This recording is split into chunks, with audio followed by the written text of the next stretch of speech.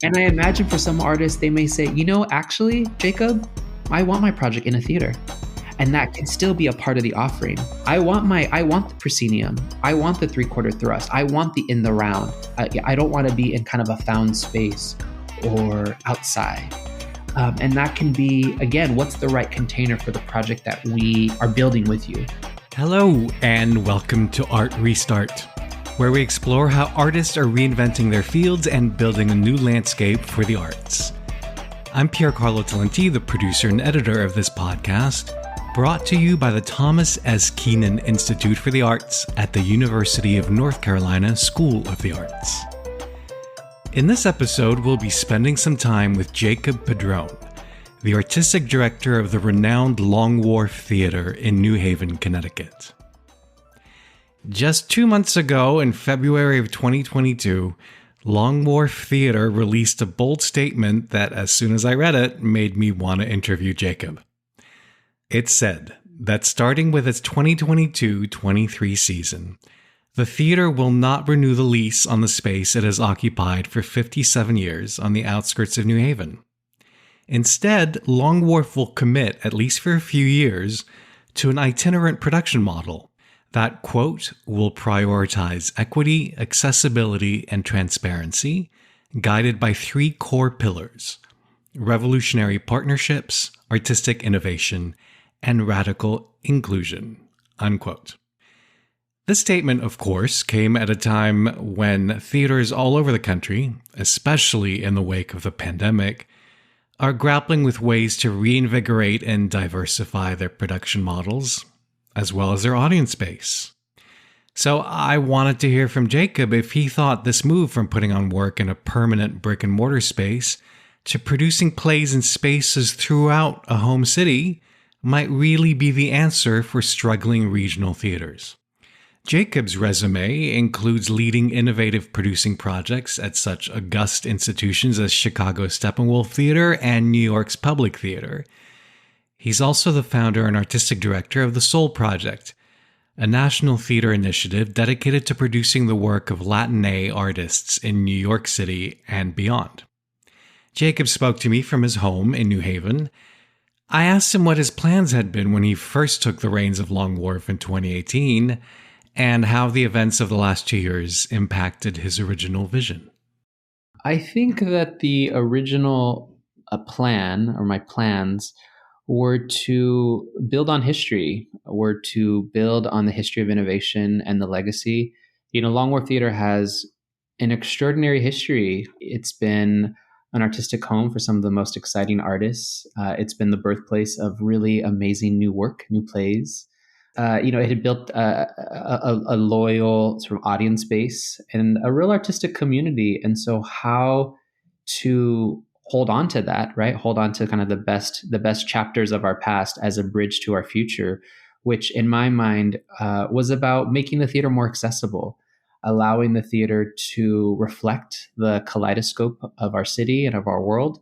And I love that word, and that word, I think, is kind of an organizing principle for me, I think, as a theater producer, what it means to make sure that your stage and the composition of your staff and the boardroom and your community partners, again, reflect the city and the region that you're in. So that was always the plan. The plan was, let's make the tent bigger. Let's make the table wider. Let's bring more chairs to that table. And we were on our way. And I remember one of the questions that a board member asked me when I was interviewing for the job. He said, "All right, Jacob, so you're 6 months into the job. What will you have accomplished?" And I said, "Jim, it's such a great question." And I would say, if I'm really doing my job well, you're actually not going to see me behind my desk. That my job in joining this community and being the new artistic director is to listen, is to go on a really robust listening tour and to begin to build new bridges and to strengthen existing ones. And the way that you do that work is not from behind a desk, but by being out in community. And so the pandemic really stalled that work, really stalled the ability to strengthen those relationships and to build new relationships. You know this, Piercarlo, that cultural transformation is all about how we engage people, and how we engage in relationships with each other. And so that's been really tough because of the pandemic, our inability to connect in person. Not to say that Zoom and the virtual space isn't a productive space, but it's been it's been tough. Right. So you had these plans to expand the umbrella, but during the pandemic years when you actually couldn't speak to the people who you'd invite under that umbrella, you couldn't know what it could look like or what the community needed. Exactly. And I also think that the path forward, or the future vision of Longwear Theater, was going to be really expressed by our programming and by my inaugural season. I took about 14 months to plan that season. I remember when I started, they asked me, do you want to jump right in and start planning? And I said, no, I want to do the work of listening. I want to do the work of building. I want to do the work of reflecting. And then I want to figure out how we really put into action this idea of making the table larger and reflecting that value of inclusivity and kaleidoscope. And so I put together what I thought was a pretty dynamic season, a season that I think really built on our history of innovation, that really connected to those who had been coming for many, many years to Longwear Theater, that they could still see themselves in the work. And it was a real nod to this is where we're going. It was a nod to Longwear Theater can be a space for everyone. So it was 5 projects that included a new play, that included a classic, that included a work that was going to be produced in partnership with a local theater company, Collective Consciousness Theater. It also included a play that we were going to do in partnership with an off-Broadway company. And then we were going to close our season with a major revival of one of my favorite musicals, Jelly's Last Jam, directed by Patricia McGregor. Pierre Carlo, we announced that on March 11th of 2020, and 2 days later, the shutdown happened. That has been really hard because it was a season that reflected, I think, our values. It reflected on, we are building on history and look at where we're going now. And so to not be able to do that season, I think, has been incredibly painful. And I hope maybe someday we'll be able to get back there. So not only were you not able to launch kind of your first real season that expressed your hopes for the aesthetic future and community future of Long Wharf, but then it turns out you also had to leave your space. So that's extra challenging, I imagine. It is.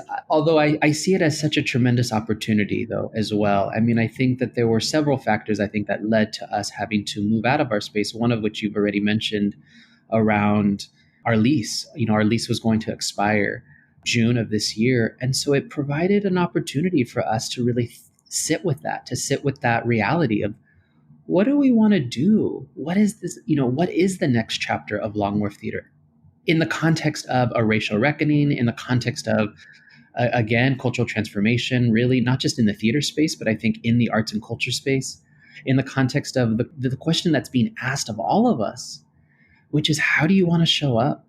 How do you want to be in relationship to your community? How do you want to engage in conversation with your audience? What does it mean to be a theater company of the 21st century? And so I think it was about, it was about that.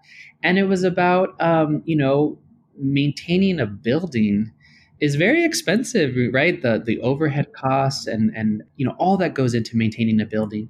The other thing that we thought about was accessibility. The Long Wharf Theater is located in a space that was always meant to be a temporary space, very difficult to get to. It sits on the outskirts of the city. Easy to get to for those who don't live necessarily in New Haven because it's right off the freeway, highway. But for those who don't have access to a car, public transportation is really tough. And so that, coupled with this idea of, if we want to be a theater company for everyone, if we want to reflect, again, the richness of our city and our region, is this also an opportunity to really rethink what a regional theater can be, and less about bricks and mortar and more about people and relationships. And as you know, the itinerant model is not a new model, but it's not a model that necessarily sits on top of sort of the regional theater model. We've seen theater companies go from one space into a new space, usually a much bigger space. They launch a capital campaign. They sort of find a temporary home for the few seasons that they're raising money and building the new theater or building the new campus. But we wanted to do something a little bit different, which was about building and co-creating and co-constructing with community to figure out what should that future look like. And if we were to go right into a new building, it didn't give us an opportunity to engage the community in deep and meaningful ways. We're truly kind of building the plane as we're flying the plane. And I think that even that model, I think, is something that the American theater doesn't always do. It doesn't, folks want concrete answers even now. Okay, what does this mean? Where are you going? Where am I going to park? What's going to be? Are you still going to have subscription? What is this membership? It's all of those things. It's all of those things. And I recognize that, change is hard, and change provides an opportunity to activate our collective imagination, to dream into the future and to conjure what does not yet exist.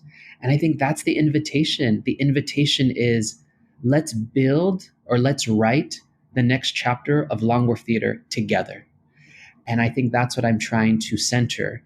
Of course there are challenges. Of course folks are nervous about what this means. I mean, I've had folks even say flat out, you're going to fail. This is a terrible idea. And I say, okay, I hear you. And let's dream. Let's dream together. And again, let's activate that collective imagination for what's possible for our future. What are you hearing from your artists about doing more of their work in the community? There has been a lot of excitement. And I'm thinking about one artist in particular whose project we're developing. And it's a one-man show about climate justice. And there's music, and it's inspired by the movie musical Singin' in the Rain.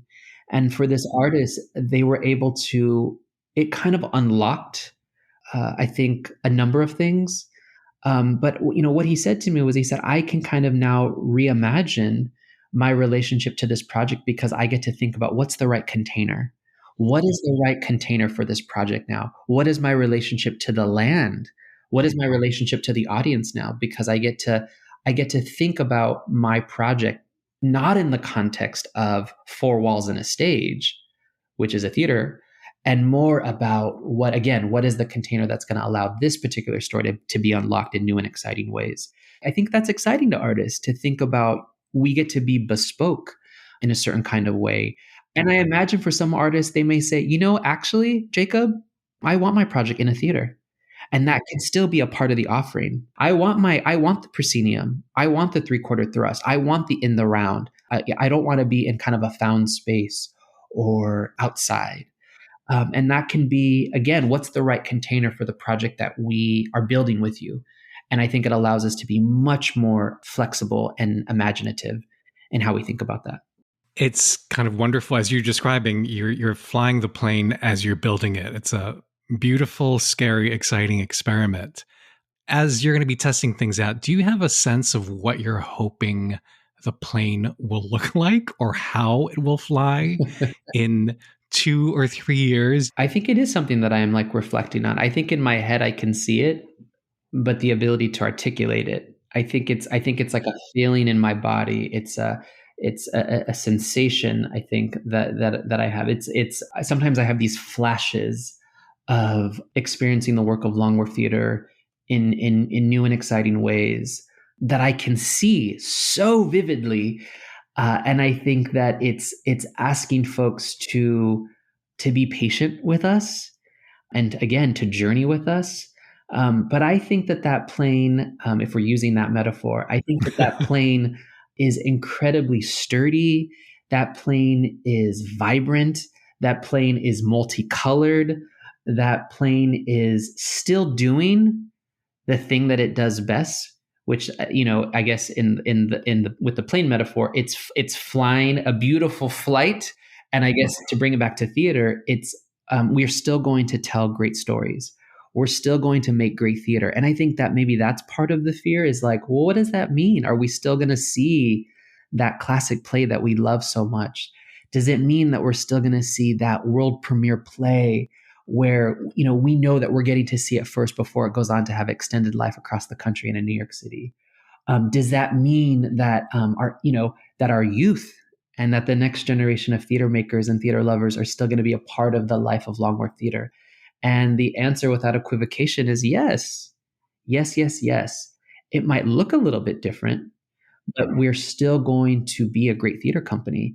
And in my mind, like, just to give you kind of a sense of like, okay, well, Jacob, talk to me about like what a season would look like. It's like a season could be like, what if it's, we open the season with this like fantastic reimagined production of The Crucible in the Armory, the New Haven Armory, and then we go to the New Haven Green and we see an exquisite dance piece that's commissioned by someone like Savion Glover or Justin Peck, and it's made with our youth and really celebrates the history of music and dance that is New Haven.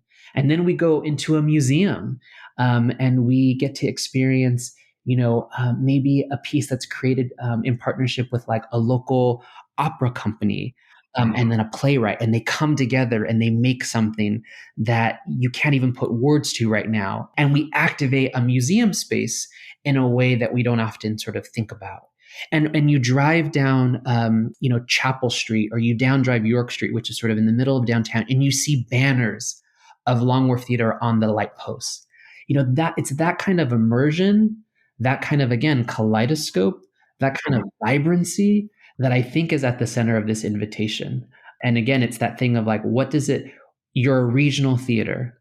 What is your relationship to the region?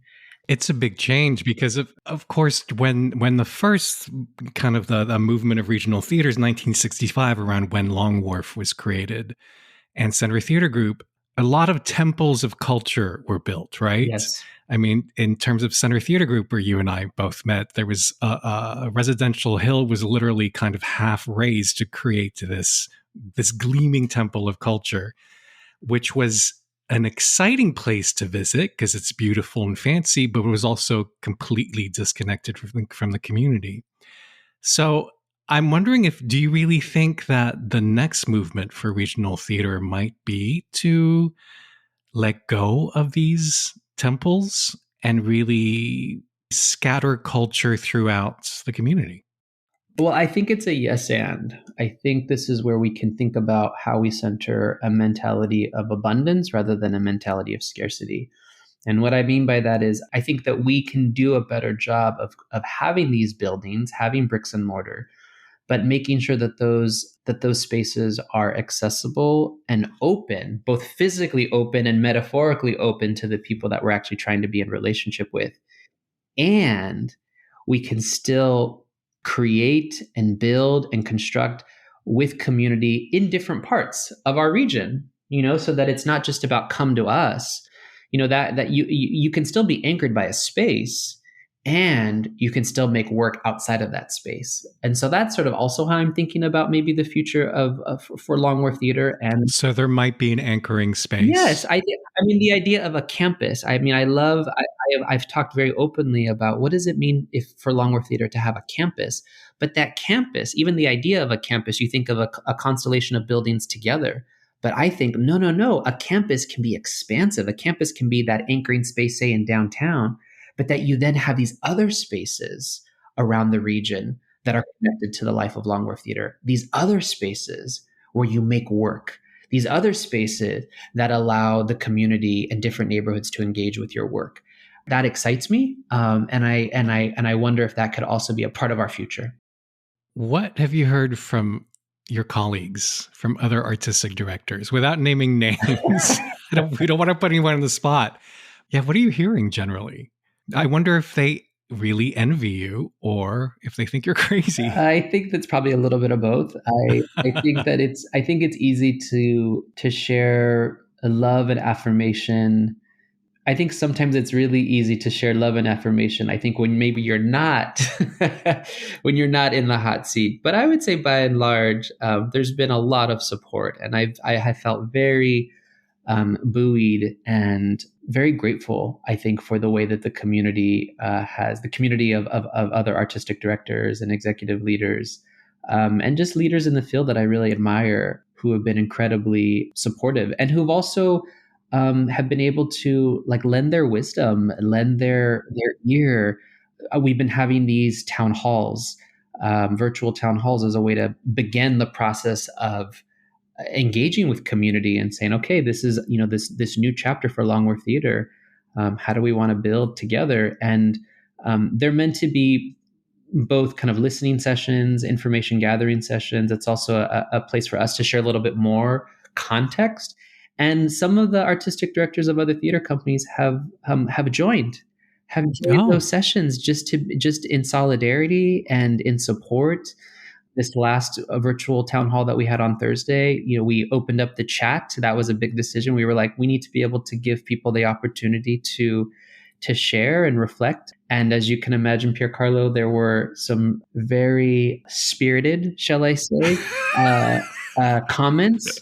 And there was one artistic director who she just got in there, and she said, she just shared so much wisdom and so much affirmation. She said that if Long Wharf Theater weren't thinking in this way, and that this is an invitation for the field to reimagine, and we have to support each other. And that is a shift that I think we are seeing. I think the way that we are coming together as artistic leaders to support each other and challenge each other and affirm each other, I think that is only going to make our ecosystem, I think, just so much stronger and healthier. And so when we have moments where an artistic director comes to your virtual town hall and shows up in that way and is vocal to, in the face of some real naysayers, what a powerful moment. It was such a moment for me, and I felt very, very cared for in a way that was just very moving. I think if we can do more of that in terms of how we show up for each other and how we just love each other and support each other, I think it'll make us a stronger field. I can't imagine how stressful the last 3.5, 4 years have been for you. Given all the challenges that were heaped on you, what have you learned about your leadership skills and your artistic spirit since you arrived at Long Wharf? I have learned, I think, many, many things. I have learned that it is okay if you don't have all of the answers. And I think that sometimes, as leaders, I think that maybe there's that expectation that you are kind of all-knowing. And I think that there are so many... Is that not something boards of directors expect? I think one of the most powerful things, it's something I actually say to my students, that, I teach at the drama school at Yale. And I say that to my students, that one of the most powerful things that you can do as a leader is to say, I don't know. And it makes me think of something that my former chair of the theater management program, he once said in a leadership class, he said, great leaders are not just concerned with being right, they are deeply concerned with figuring out when they're wrong. So that investigation of, am I wrong? Do I know what to do? And maybe I don't. Which then leads me to my second thing that I've learned, which is the power of shared leadership, the power of coming together and making an analysis or a decision or a reflection together. And I think that trying to do more of that, trying to model more of that, and that's hard. That's hard work because our organizations aren't necessarily set up for that. And the other thing that I think that I've learned is, it's okay. It's okay to pause, and it's okay to reflect, because I think sometimes the nature of our work is you just kind of feel like you're on the merry-go-round. You're just you're constantly sort of hustling and move, and you're holding so many things. And this is really a credit to my staff. I think really encouraging the importance of carving out space for reflection, for self-care, for work-life balance. I mean, I think we talk about that a lot, I think, in our field, but don't necessarily do anything about it. So one of the things that we're trying to model at Long Wharf is for people to, again, totally imperfectly, but saying, take the time that you need. If you need to tap out, if you need this space for reflection, if you need to do whatever you need to do to care for yourself, because I think when we are sound mind, body, and spirit, I think it allows us to do better work. It's also about inviting people to bring all parts of themselves to their work. I think that the mythology of this is, you're now at work, or you're now in the rehearsal room, or you're now in tech, and so you got to just grind it out. I think that is not serving us. And so I think the more that we can bring all parts of ourselves, even the parts that are complicated, even the parts when we mess up, and I think the acknowledgement of that, to say, I am imperfect. I am going to make mistakes. I understand. I'm still understanding my own relationship to my power, and it is a journey. It is a journey, and I think the more that we can engage in a spirit of self-reflection rather than self-righteousness, I think is really important in our work forward. If you'd like to learn more about Jacob and read a longer version of this interview, just head to uncsa.edu/artrestart. If you know someone, an artist or an art lover or an engaged citizen, who you think would enjoy hearing from the visionaries and changemakers we have the great pleasure of featuring on each podcast episode, won't you please let this person know?